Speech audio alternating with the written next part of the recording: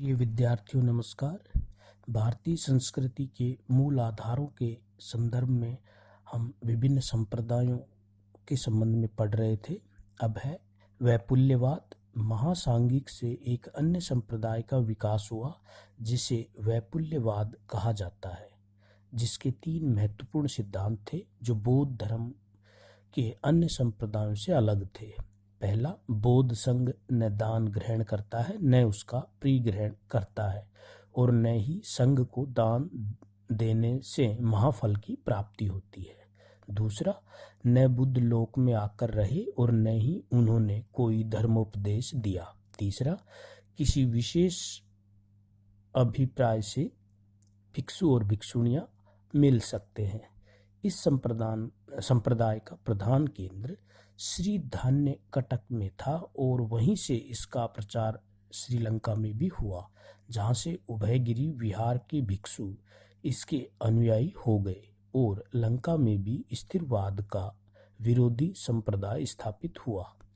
वैशाली में आयोजित बौद्ध धर्म की द्वितीय महासभा में महासांगिकों के द्वारा जिस नवीन प्रवृत्ति का सूत्रपात किया गया, उसी के अनुरूप कालांतर में वैपुल्यवाद और बाद में महायान संप्रदाय का आविर्भाव हुआ।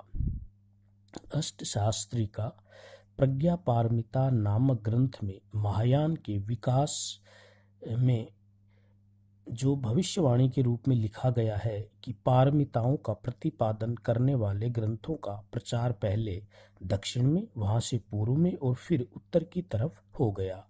इससे स्पष्ट है कि महायान जो 10 पारमिताओं का प्रतिपादन करने वाला संप्रदाय है, दक्षिणापथ या आंध्र प्रदेश में प्रादुर्भूत हुआ और वहीं से अन्य क्षेत्रों में फैला। पारमिता महायान के अनुसार कोई व्यक्ति बोधिसत्व के आदर्श को तभी प्राप्त कर सकता है जबकि वह कतिपय गुणों को उच्चतम सीमा तक अपने को विकसित कर ले। गुणों के विकास की इस पराकाष्ठा को महायान में पारमिता कहा गया है। ये 10 पारमिताएं हैं: दान, शील, शांति, सहनशीलता, वीर्य, प्रज्ञा, ध्यान या मन की एकाग्रता, उपाय कौशल्य, प्राणिधान या दृढ़ संकल्प, बल, ज्ञान।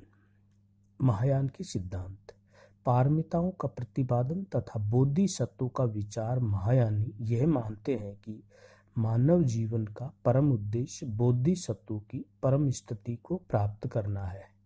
बोधिसत्व वह है जो दूसरों के कल्याण के लिए अपना सर्वस्व त्याग देता है, स्त्री व बच्चों का भी उत्सर्ग कर देता है, अंधे को दृष्टि के लिए अपनी आंखें दे सकता है।